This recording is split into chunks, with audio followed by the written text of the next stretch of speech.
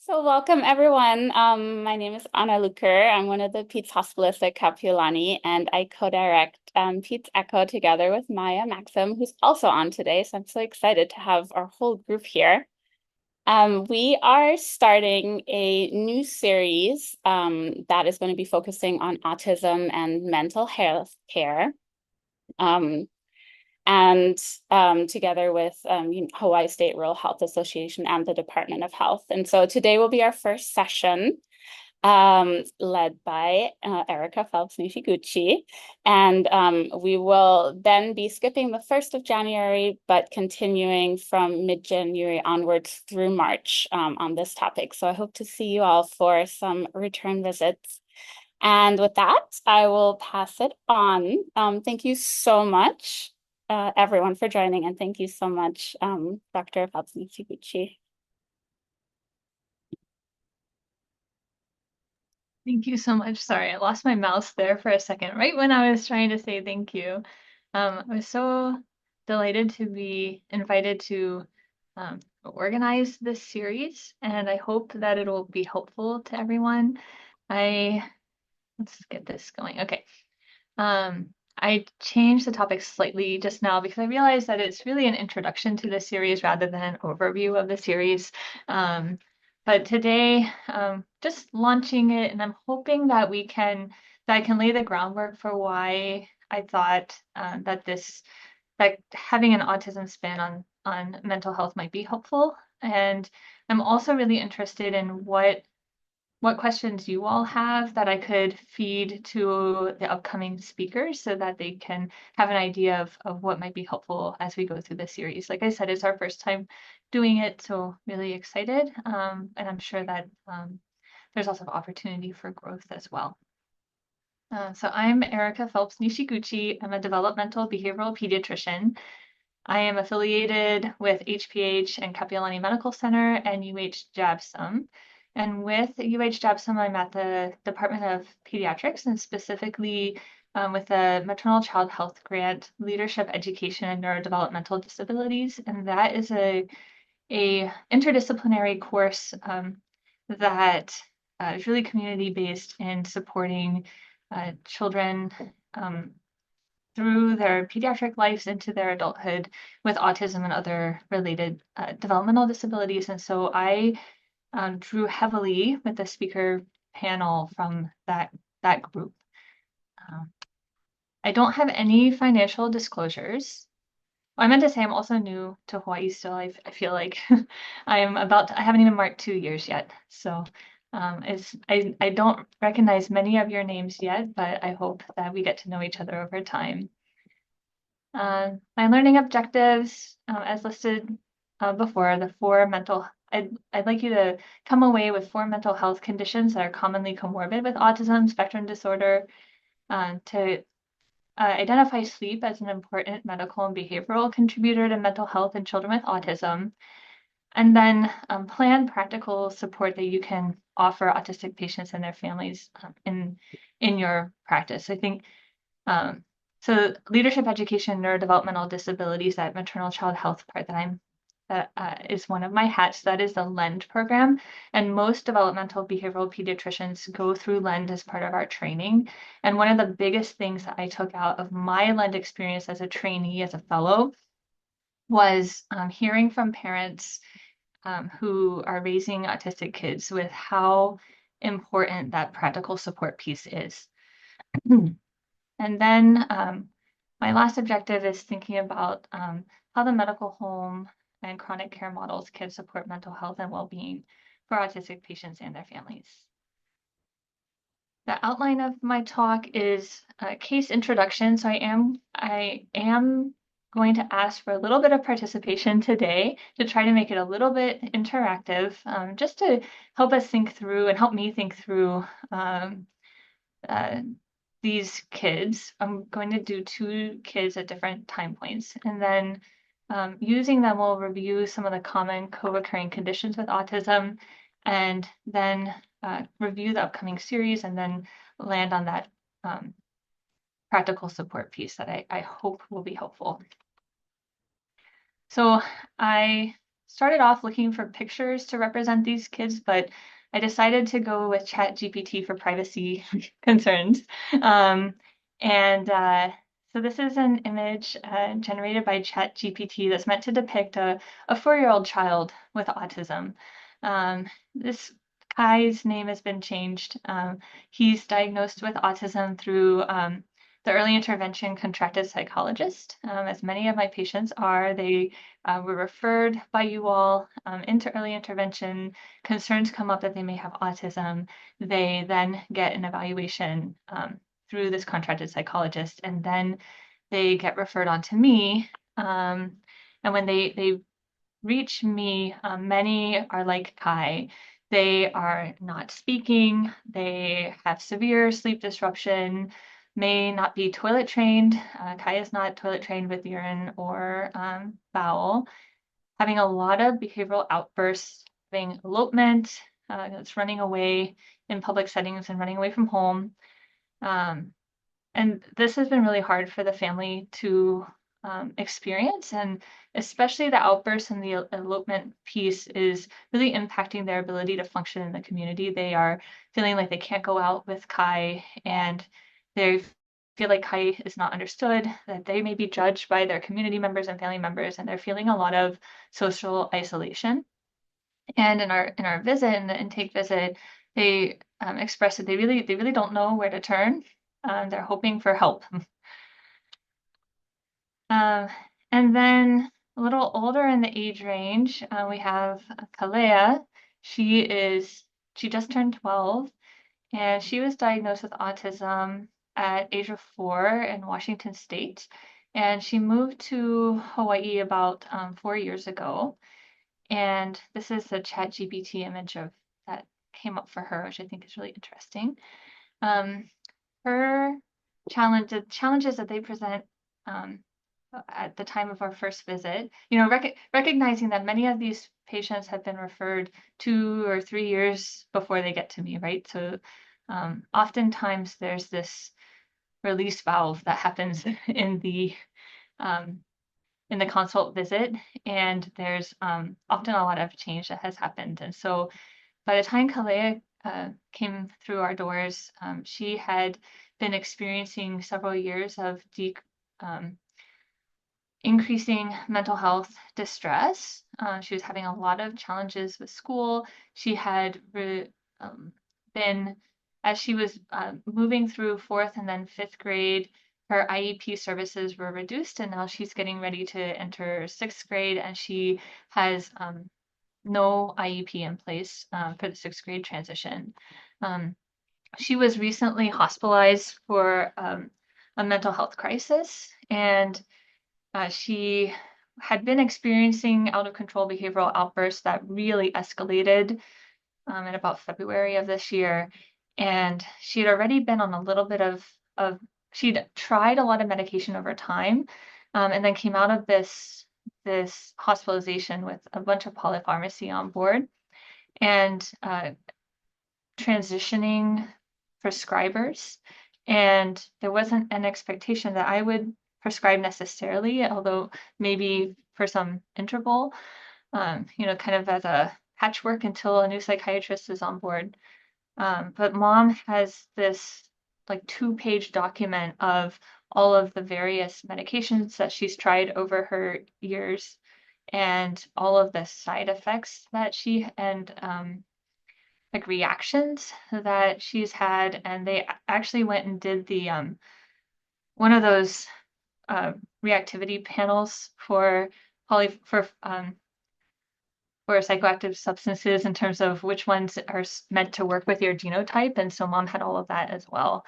And she is just really feeling like I need help. My child is experiencing a lot of social isolation at school. She's having a lot of side effects with this polypharmacy. Behaviors are still pretty hard. And we're moving to a charter school, and we really want to try to help kind of reset. And mom expresses this frustration that, she was diagnosed young, but this is her first time getting it. She didn't know until recently that there even is a quote unquote autism specialist, developmental behavioral pediatrician, and she felt like nobody has really been helping her understand the condition and how to support Kalea. So those are our two kids to kind of wrap our heads around and set the stage for this series. I wanted to, let's see, wanted to get your all's kind of thoughts on what comorbidities, like what else other than autism, recognizing that autism is a social communication disorder. What else is impacting these children and their presentation?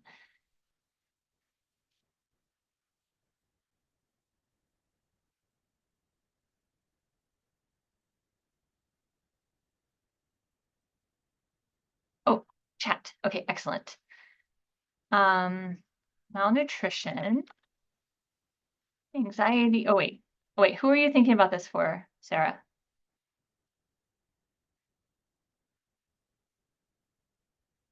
I'm thinking that anxiety. Both? Okay, good.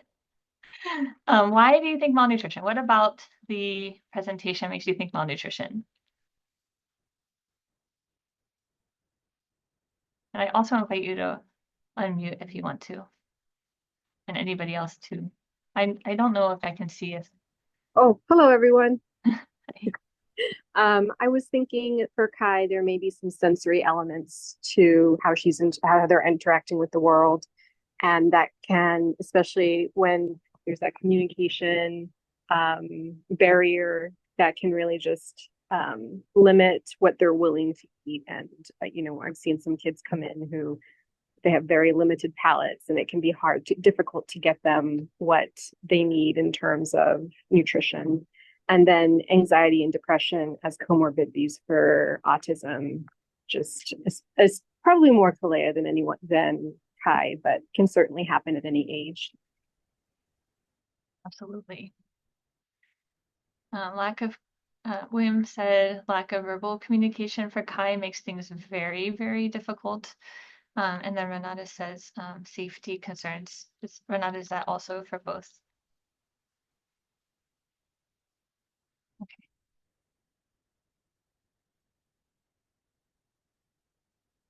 Any other medical or mental health comorbidities that you think of?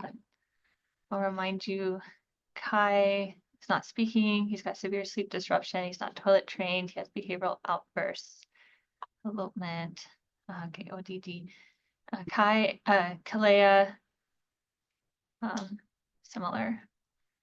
So ODD being part of those behavioral outbursts for both, maybe.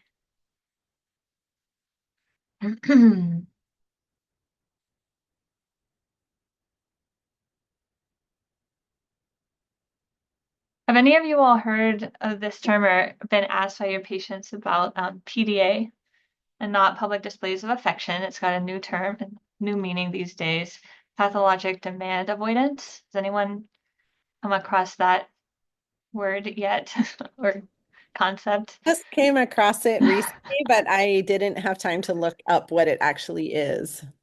It is a social media term that has gone very viral lately. It's a very hot topic, but it actually is recognized medically in Europe and not yet in the United States. Although even ODD, to be honest, is considered quite a controversial diagnosis, at least amongst developmental pediatricians. I don't think it's as controversial amongst psychiatrists, but I might be wrong. All right. Okay, so those are some good thoughts. Thank you all so much for participating. Let's see, I'll go back to the slideshow here with some of the things that I put in, which are, with Kai at 4, probably has global developmental delays. So this is a comorbidity, right? Like autism is social communication delays and restricted and repetitive behaviors. And so it can come comorbid with other developmental delays or not. And in Kai's case, he does have global developmental delays. His testing so far has shown that he has low cognitive and adaptive scores, and his language is quite impaired. So not all children with autism have the language impairment, but he definitely has, and it's more his expressive than his receptive. And then he has incontinence secondary to this neurological disorder. So it's not necessarily like a physical incontinence is the same way as like our spina bifida kids or something like that. But um, he uh, many children with autism have, thinking about those sensory differences, they may have impaired interoception, and that's our body's recognition of our internal body signals.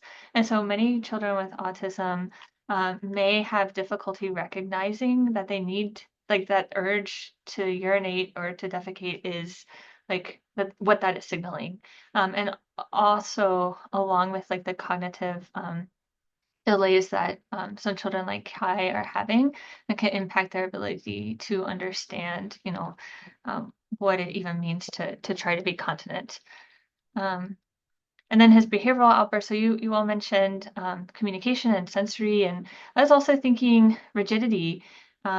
Rigidity is part of the restrictive and repetitive B criteria of autism, and um, often we're starting to come to understand that a lot of that rigidity that kids are experiencing may actually be manifestations of anxiety. Like they are not understanding the social world around them and the conventions, right?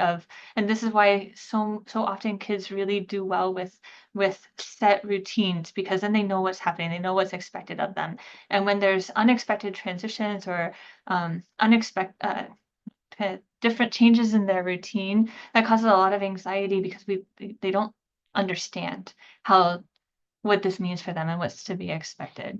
I also have a lot of kids in my clinic who have behavioral outbursts, specifically around even coming to the medical clinic because they associate medical clinic with shots and can't understand that this is just a play appointment. There's not going to be anything scary. And so you see a lot of this behavior show up in expected and unexpected places around the rigidity and anxiety.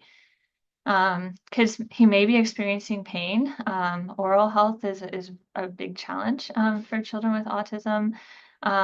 He may be hangry without malnutrition. He may be sleepy. I mean, he definitely has a sleep disorder. He's got very severe sleep disruption. And we can talk a little bit later about what types of sleep disorders he may have. But sleep absolutely can impact behavior. And then Kalea does have anxiety. Her anxiety is generalized and social. And then she also, with her admission, was diagnosed with major depression. And she also carries a diagnosis of ADHD, which came several years after her autism diagnosis. And then the side effects from polypharmacy are in and of themselves some comorbidities. And then interestingly, she's going through menarche, and she's experiencing a lot of dysmenorrhea, and there's concern that maybe she has PMDD that's impacting some of her behavioral outbursts. And with the reduction of her IEP services over time, there's concern for learning disability.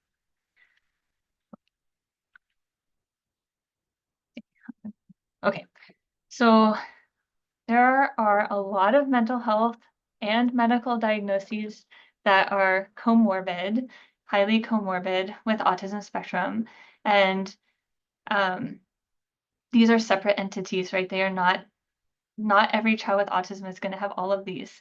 Autism is a social communication disorder, and it is highly correlated with these, but these comorbidities are not part and parcel of autism. And so psychiatric conditions based on the surveys, the studies out there range from a frequency from 63 to 96%. And amongst the psychiatric conditions, anxiety, ADHD, and depression are very prevalent in autistic patients. And this is across the age range, although we do see it increase as children grow into adolescence and then adulthood. Motor impairments are commonly comorbid as well. This, unlike the psychiatric conditions, tend to decrease over time. We have a lot of children have hypotonia, may have apraxia, a lot of clumsiness, some toe walking, and some gross motor deficits. Insomnia, so behavioral insomnia that can range from 50 to 80% prevalence in our autistic patients. I'll talk about sleep a little bit more in a future slide. Intellectual disability. So I think it seems that a lot of the general population seem to think of autism and intellectual disability as part and parcel. And so a lot of kids actually come to me with intellectual disability, and their parents are thinking, oh, they must be autistic. Like, why don't we have this diagnosis? And there's history there in terms of how how the understanding of the diagnoses and DSMs have changed over time, and the stigma and understanding of autism has improved over time. But intellectual disability is actually in a minority of our kids, up to about half, but we are seeing decreasing prevalence over time as our understanding and diagnoses, kind of diagnostic categorization of autism has changed. Epilepsy is now a minority of autistic patients, so it's still in a significant number, like 12 to 26%. And then GI, we have 9 to 91%. And I think GI is included in this mental health diagnosis comorbidity graph because we are starting to understand more about how the gut-brain axis interrelate and how GI problems can really impact mental health presentations. I thought this was a really interesting study and graph, which was looking at comorbid mental health conditions within the family of children with autism compared to their non-autistic siblings. And here I starred for you the ones that really stand out. And you see ADHD is very highly comorbid with autism.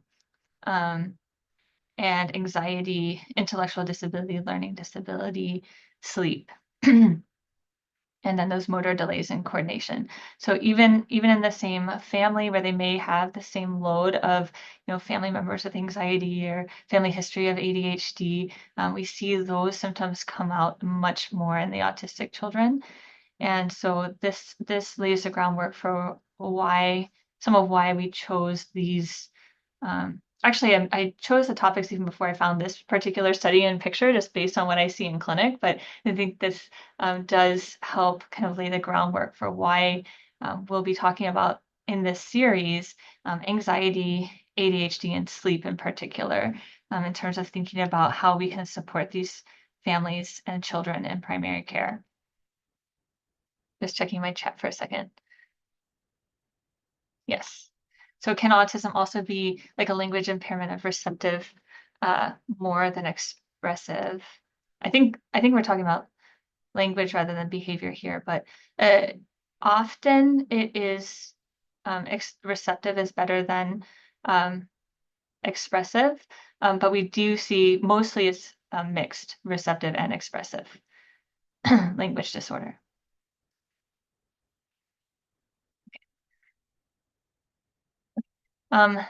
Sleep problems. So the previous slide mentioned insomnia. So behavioral insomnia as being one of the primary contributors to sleep problems in children with autism. We see a lot of that with behavioral like resistance. We also see it comorbid with the anxiety, the separation anxiety, and maybe other elements of anxiety in terms of it being dark and being like this period of time where they don't get as much stimulation and support because they're supposed to be sleeping. We also see insomnia related to circadian rhythm disruptions, and we're still kind of understanding a bit more about circadian rhythm and melatonin production and how these are altered in children with autism, but it's very, very, very common to have sleep problems in children with autism, and it's not only behavioral. There's very often rhythm disturbances as well that have evidence-based approaches that Dr. Nina Quay will talk about in her presentation. We do see high levels of parasomnias, and then Out of this particular reference, we didn't pull out obstructive sleep apnea, but I do see a lot of obstructive sleep apnea contributing to sleep disordered breathing and sleep problems in my kids. So this is a heat map that is looking at these different bedtime sleep problems and their correlation with behavioral profiles, and then also with the restrictive and repetitive behavior profiles of B criteria. And really, I think, sorry is so fuzzy, but we see the behavioral resistance leading to more or being correlated with affective or anxiety presentations, and also with aggressive behaviors. And that kind of goes along with this idea that sleep may be comorbid. These sleep problems can be comorbid with the anxiety pieces as well, and then lead to some of these behavioral manifestations. Daytime sleepiness absolutely impacts our affect, our behaviors, and our attention. And we see sleep disordered breathing actually comes out in this heat map here as being really affected with attention problems. So any of our kids with autism and high levels of hyperactivity, we want to think about looking in their mouth and see are their tonsils completely obstructing their airway, which I see a fair amount of in my clinic. So hopefully this lays the groundwork for kind of why we chose these topics. So today is the introduction or misspelled overview. Sorry about that. Then we have Dr. Nina Quay, who's a developmental behavioral pediatrician who's wrapping up a sleep fellowship right now. So she's will be dual board certified and really specializing in the sleep disorders of children with autism and other neurodevelopmental disorders. And she'll be able to walk through some of those other, contributing profiles to the sleep disruption and autism, and hopefully what you all can do in primary care to help with some of the sleep, because the sleep disruption in kids absolutely impacts the family functioning and the family mental health and is a big contributor to the level of distress that shows up in my consults 2 years down the line. Anxiety will have Maya Matias, who is a clinical psychologist with the Center on Disability Studies and has a special interest in the comorbidities here. And then we'll do autism and ADHD with my colleague Jeff Stern, who's a clinical psychologist with Chaminade and part of our lunch program. He'll present a lot of the kind of psychological side of things, and then I'll try to present some of the nuts and bolts. What can we do in clinic to support these kids? Then we have 2 board certified behavior analysts who provide ABA, applied behavioral analysis, which is one of the primary behavioral treatments for autism, and they'll talk us through autism and challenging behaviors. And then we'll wrap up with honoring neurodiversity and how the concept of neurodiversity and thinking about it and talking about it with our patients can really help impact mental health outcomes as the children grow up, recognizing their neurodivergence. So I hope that will be really helpful too. Now I wanted to shift gears a little bit to the practical support piece. Just checking the chat again. Oh boy. Having had autism, so William says, having had autism in my wife's family and perhaps being the instigator of formal diagnosis, I am concerned that the impact upon parents is not being recognized. In this case, the mother aggressively embraced the immunization theory of autism causation, which impacted the whole family. Yeah, actually, maybe I saw that there's a lot of TBDs in terms of the echo slots for the spring. So maybe we should add one on the family component. I initially had that as part of today's presentation, but then I realized that it was probably biting off too much than I could chew in one presentation. But I think that is absolutely critical, and recognizing how it impacts not just the parents, but also the siblings, the non-autistic siblings, or even other autistic siblings. Like the family dynamic cannot be understated. And so I'm not talking about it in this presentation, but I think that we should. Hopefully some of this practical support will help with some of what can we do to address the mental health challenges that show up. We also see generational impacts, right? Where more adults, as their children are getting diagnosed with autism and even other neurodevelopmental disabilities, they are recognizing the traits in themselves, and the diagnostic criteria has changed and broadened since the 90s and 80s, and so a lot of people are getting these adult diagnoses, and it helps them understand themselves and understand their challenges and their children's challenges. And I guess we'll get to it a little bit in the honoring neurodiversity piece. But yeah, and there's also high lows of ADHD and anxiety in the family history of many of these patients, and their comorbid symptoms, and that absolutely impacts how they access care, how they access supports in the community setting, and their overall outcomes. Okay. Okay, so coming back to Kai and Kalea, just brief reminder. I would love for your thoughts on how can we support Kai in the primary care setting. He's going to not get to me for quite some time, or even maybe with me already, but I'm not able to see them as frequently as I would love to sometimes. I'm going to pull up the chat again, but I also welcome you to unmute and share, and I'll type.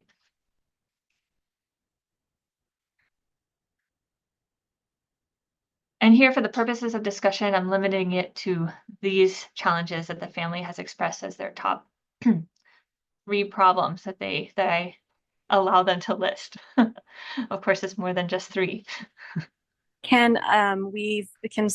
Maybe we can, or someone can facilitate hooking them up with a community support group for neurodiverse families. Excellent. Do you know of any community support groups?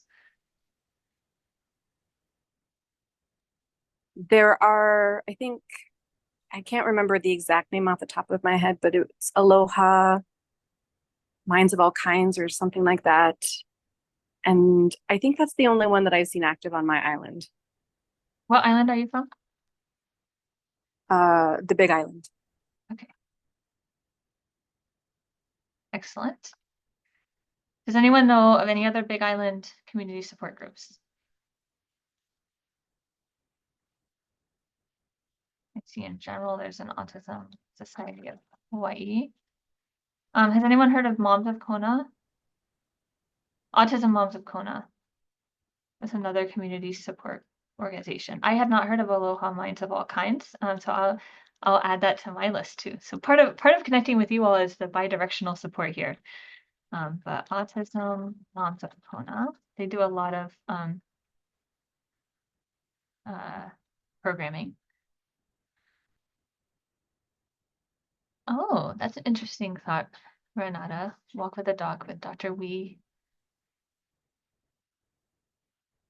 Yeah, no realistic recommendations, respite care. Yeah, interesting fact. Respite care for our kids with autism is not considered, I guess, respite care is not a medically needed service. So even if they qualify for DDD, they very often will not qualify for respite care because you signed up to be a parent, didn't you? And so do you really need respite from parenting? And my argument is this is a very complex medical disability, just like many of the other medical disabilities that do qualify for respite care. And in some states, they would qualify. Yeah, Keiki Occupational Therapy. Has ABA been started? Nope. They've been waited on my list for a couple of years to get the recommendation for ABA or to get the referral, I guess, for ABA. And now they'll wait another 1 to 2 years, most likely. Although sometimes we can get the preschool kids may be able to get therapy more quickly if they're willing to forego the DOE special education services. Anybody know of other community support groups on other islands or Oahu? Oh, and while you're thinking, I'm also going to say occupational therapy is fantastic for kids to help explore the sensory differences and not just the clear feeding aversion or like hyperactivity, but also the interoceptive body awareness to help with toilet training and things. That could be an occupational therapy referral on its own, but also the sensory components of that.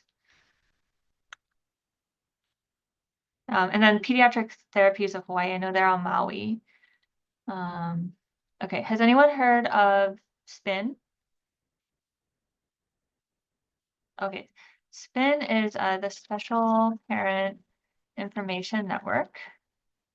They are fantastic, and they're not autism specific. They're for any kids with medical complexity, so they may be helpful for many of your patients. And they have a nice resource guide that is printed out, but also available on their website. They keep it relatively up to date, certainly more up to date than we've been able to keep things in our office. And oh, thank you so much for throwing in all of these websites, by the way, Anna. They also have a listserv, which I highly recommend somebody in your office get on to be kept in the loop about community trainings in person and online that are geared towards our kids with special needs, and not autism specific, but a lot of the content is. And then every year there's also a parent conference that's been it's been at UH every year, but this year it's going to be at the conference center. We've gotten that big, and a lot of community resources come and do a really nice fair, and then there's wonderful workshops that that the families can attend. Unfortunately, there's not childcare provided, and some of the families do bring their children, but it can be hard to really attend, really engage with the workshops with the children. They do have scholarships for the flights from other islands.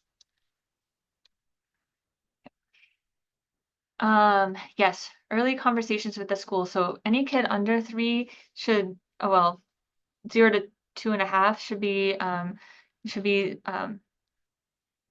getting them into early intervention, and then 2 years, 9 months and up, start really talking about the school. So eligible for preschool therapies through the DOE at age 3, and the evaluation can start in the 90 days before their 3rd birthday. So connect with DOE and early intervention services. Excellent. Okay, so what about other parts of Kai's presentation? Anybody have thoughts on toilet training? What can we do around the fact that he's not yet toilet trained at 4?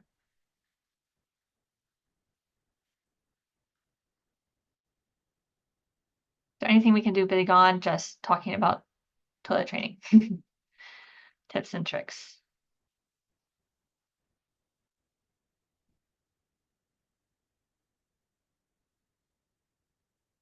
Scheduled toileting, little flushable toilets. Yeah, so these are tips and tricks.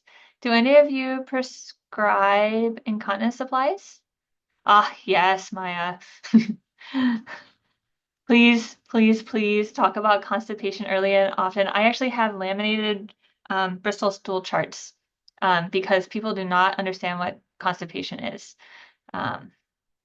And they don't understand that it's not normal to go 2 or 3 times a week. So Right. I feel like I have to go, like, you can't say, are you constipated? You have to ask all these very specific questions about, like, what does it Yes. look like? How long does it take to push it out? Do they cry? Yes. You know? Does it clog up the toilet? Yes. Actually, oh shoot, what's his name? The new gastroenterologist did a really great grand rounds He's not Abbas? new, but huh? Abbas? Abbas. Yeah. Yes, Dr. Abbas. He did a really fantastic grand rounds about poop, and definitely highly recommend. Highly, highly, highly recommend, because guys, when I'm seeing these kids in clinic, I am diagnosing constipation right and left, and it cannot just be um, dietary modification for these kids, right? Because they are already, many of them, very, very picky eaters. And we also think that there's, we're in our infancy of understanding the whole gut-brain connection still, right? But we also, like, this is a neurologic disorder that's impacting, the brain, the social communication, sensory input, probably also impacting gut motility to some degree. And so it's not just picky eating, always that's contributing. Okay, so does anyone prescribe uh, incontinence supplies, diapers, for any of your patients? It's one of my top. So this is one of my takeaways from my own learned experience as a trainee is parents really, really appreciate getting help for the diaper prescription. And private insurance will not pay, but Medicaid will.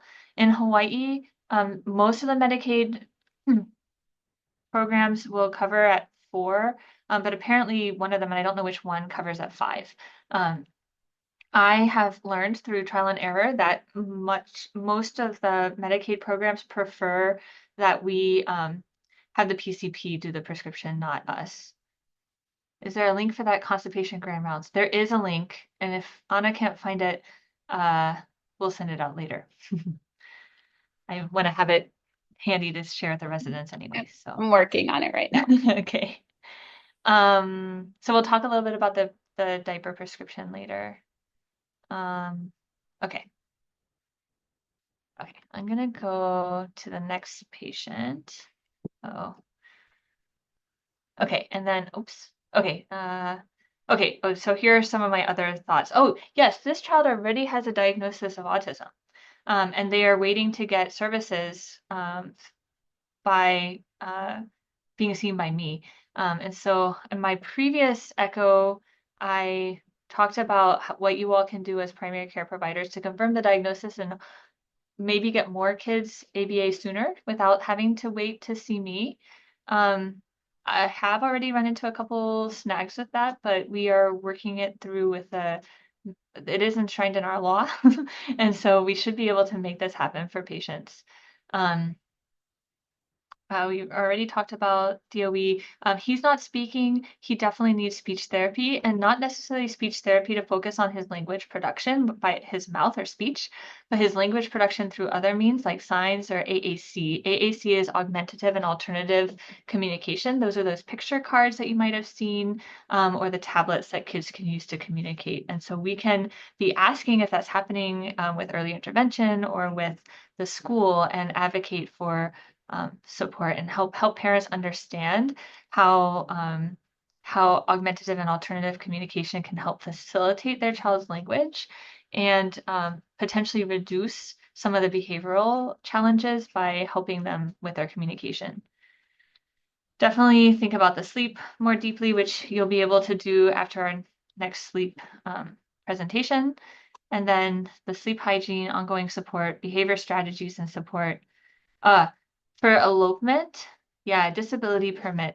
So so that was one of the diaper prescription and disability permits are like, parents are always asking for those. Like if they know about it, like that can really make a huge difference. And when I first started here, Dr. Okamoto was telling me that he ran into some trouble with the disability permits, but my other colleague, Dr. Uehara, has been doing it for years and never had any problem. And most developmental pediatricians will do the disability permit.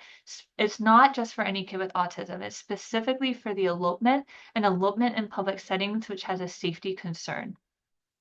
And so the qualifications on the form is a neurologic disorder that requires another person's presence.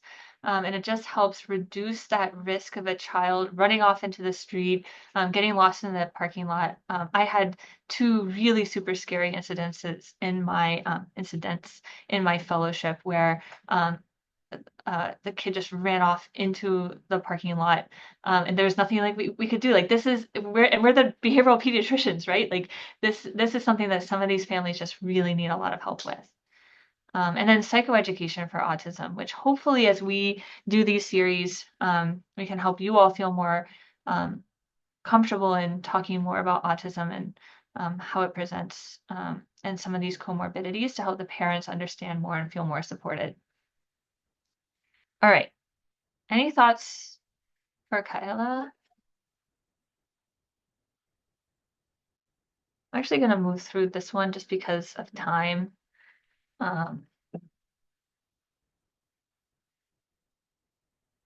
Again, confirming the diagnosis early, close collaboration with a psychiatrist and psychologist. And boy, this is so hard in our systems, right? Like I have a hard time collaborating with our psychiatrists and psychology teams around care for these patients, but it's so critical for parents or for these children.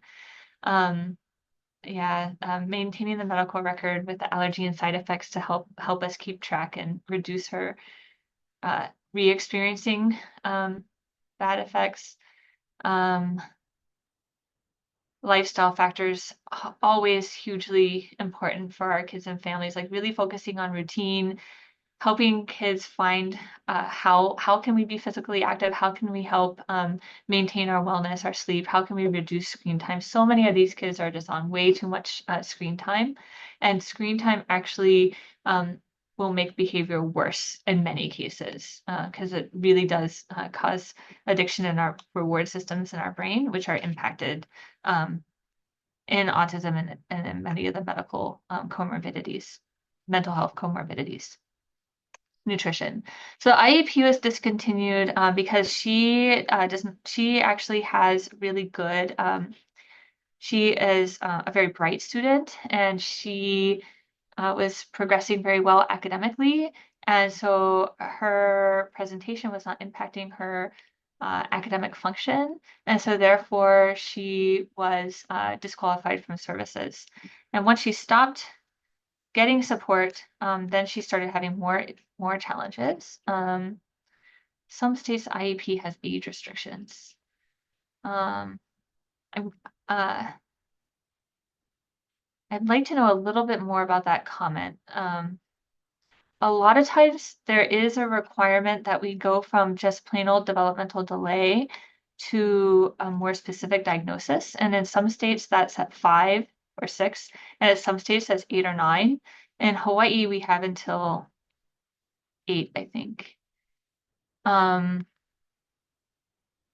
that's just going from developmental delay as a qualifying criteria. Autism is one of the IEP qualifying criteria, as is emotional disturbance. Although emotional disturbance is a bit too non-specific and sometimes doesn't help kids really access some of the additional support. So many kids can actually do well with academics in the elementary school and still have dyslexia if they have really high IQ. They can come up with compensatory strategies that make reading harder. So there is a question of that for her, but actually she should be getting support and accommodations for the sensory components and the social skills components of her autism, which are impacting her emotional regulation in class. And I didn't tell you this as part of the case, but when I inquired more about what school is actually like for her, in 5th grade, she was sent out into the hallway to do her work a huge amount of the time. And so that is part of the social isolation that was happening. And then, of course, other kids are making fun of her for this. Like, why do you have to go out? And she was feeling like she wasn't being, getting to be a part of the class. Oh, William. Personal experience, nephews were twins, and one ended his life with suicide as a late teen. Yeah. It's these are really serious issues for our kids with neurodivergence. Really feeling different from peers and not getting the support that they need. in school or out of school. I'm really sorry to hear that about your nephews. Um, so I just want to come back to this slide here. So confirming diagnosis, and if you missed my first presentation, weren't able to attend my first presentation, that is there is a Zoom link for that. And I talk through some of how you can what you can look for to confirm the diagnosis and I'm also very interested in if any of you are interested in diagnosing straightforward autism, the AAP has endorsed let's really get general pediatricians diagnosing kids young and early when it's a straightforward presentation to help kids get access to services that they need. And so if you're interested, please let me know so that I can help move that forward from my end. And then really like chronic continuity care in the medical home. So the medical home, oh, that's my next slide. Which I can't get to. Medical home is accessible, continuous, comprehensive, family-centered, coordinated, and compassionate, providing culturally sensitive care. Kids do best in their communities. Coming to me in person or via telehealth, like I wish that I knew your communities well. I don't even know my own community here that well. I feel like I'm still getting my feet set.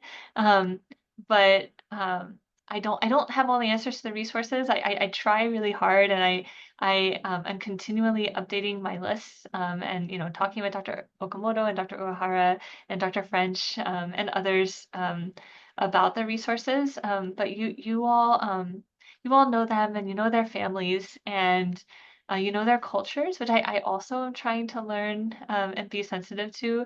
But really receiving care in their own space can be so fulfilling for families and continuous. Like I'm seeing a lot of these patients every 3 months initially to help with a lot of that lifestyle factor things that can get under control, fix that constipation, try to work on the sleep a bit, try to get families plugged in.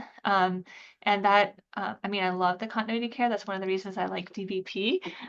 But it does make it hard for me to take on more new patients to get through our wait list.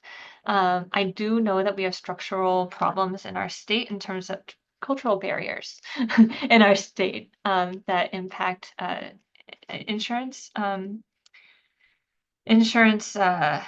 what's the word, reimbursement. But I'm also all ears for the challenges and barriers that you all face so that we can try to advance them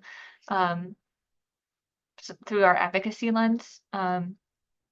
We know that coordinated care through the medical home results in fewer unmet needs for for families and children with autism, and increased family satisfaction, and importantly, it helps reduce that strength and that helps reduce that sense of isolation that they're feeling. And then, beyond the mental health and some of the medical things that we talked about today, there's all these other like like I haven't even scratched the surface on obesity for many of my patients. And we've had kids admitted with scurvy. Dental health is huge. I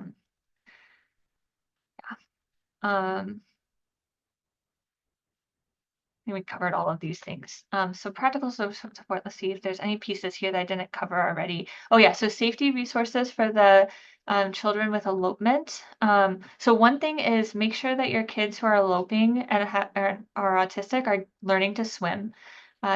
Drowning is already one of the leading causes of death in young kids 4 and under, and it's also a leading cause of death in our autistic kids of any age. Part of that sensory draw to the water, and then elopement getting away.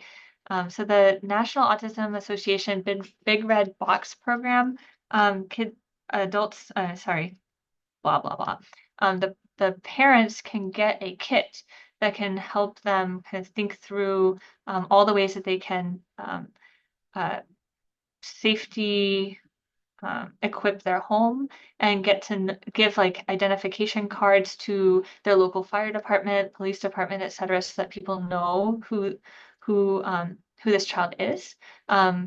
Provide information to neighbors. Provides one of those medical alert bracelets. So that's really nice. They can buy it, and then every so often they get grants that allow them to give out boxes to families who qualify. The Center on Disability Studies, so if you're on Oahu, the Center on Disability Study has a swim program specific for autism that alternates between UH Manoa campus and I think it's the Kroc Center in Eva Beach, Kapolei area. And then behavior resources, the parent line is very helpful. Family guidance centers, PMHCA. So these do not work with autism. They will not do the ABA therapy. And so, but it can be very helpful for the other comorbid mental health diagnoses. And you just have to be very, very clear that you're getting help for that, not asking for ABA. And that goes for also the HHP, HMSA kind of behavioral health support. If you're looking for behavior support for anxiety, ADHD, etc., leave autism out of your referral. Otherwise, they get sent to ABA, which is not all like ABA is very helpful for kids, but it's not for the anxiety and the ADHD. UC Davis Mind Institute has really wonderful parent modules that are freely available and are available in many different languages, although not all of our languages. And they also have a really nice program for teaching some positive parenting skills. Not specific to kids with autism, but it can be helpful for families. Most of my families, to be honest, are not going and doing these self-led modules, but the families who have really benefited. And I am trying to roll out a pilot program where we can facilitate families going through these adept modules. And the more they hear about them and get, especially if they're on our, the wait list for me, you can send them that way and maybe get encourage them to get support that way. And then we talked about some of the community support programs. We didn't talk about the State Parent Training and Information Center or the State Family to Family program. Every state has a federally funded program that's specific to helping families with children with disabilities navigate being a family of a child with disabilities. And that's Hilo Pa'a for us. And then the Training and Information Center specifically for navigating the special education system. And they can have special education advocates, they have workshops. It can be really helpful for families. Never Quit Dreaming is autism-specific sports organization. They also do community outings. And I saw on one of the SPIN listserv outings listings just today that they're doing a baseball program in Maui. So it sounds like they're also getting onto some of the other islands, which is really nice. All right, so a reminder, this is our upcoming series, and we'll look into adding one on the family component. And then here are my references, and that's exactly time. I didn't leave very much for questions, I'm sorry, in the end. Yes, parents can request an advocate to support the IEP process. LDAH is one of the main organizations for that. The Hawaii Disability Rights Council can also be helpful if you feel like the IDEA law is not being fulfilled. Maybe a workshop space may be helpful for parents. Yeah, so the SPIN workshop the SPIN conference is really helpful and has really great workshops. The workshop topics change from year to year. I think there are some that are always the same, but and then the SPIN listserv sends out information on workshops that are happening. And I don't know necessarily about specialized products, but like we've done a couple sensory workshops on the Big Island and hoping to take those to other islands as well.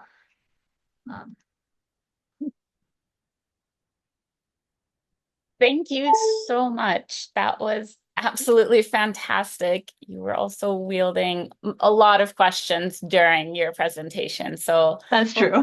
If any more come through, but thank you, Summer, for putting up the questions for the end. Has everyone had a chance to answer? Do we have a minute to go over them? Otherwise, I do want to be mindful of everyone's time as well. If you're still on, I'll give it a little bit because we're not quite halfway and we did start it late.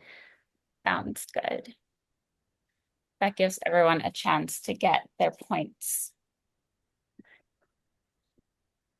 Dr. Phelps, could you just go over number 1 and 2 while they're doing it? Just because those have some variant in answers. Okay. I think I'm realizing that I may not have asked it very well, which can definitely contribute. Because I'm struggling actually to say what did I put as the answer for the most common comorbidity with autism spectrum disorder? I think based on the graph that I shared, psychiatric conditions, because it goes up to 96%, and it's very commonly ADHD and anxiety, and then followed by see, I left sleep off because I was debating whether I would put sleep or psychiatric conditions as the most common, but psychiatric and sleep definitely more than the motor impairments, the intellectual disability, and epilepsy. So although those are the ones that we often think about as being comorbid, these psychiatric conditions are very prevalent. All right, 2, what is a primary driver of poor medical, behavioral, and mental health outcomes for children with autism? And poor sleep is the primary driver, which can be, poor sleep and lack of routine can go hand in hand. But as we discussed, poor sleep also has some biological drivers, and autism sometimes too. And then it also impacts the family mental health.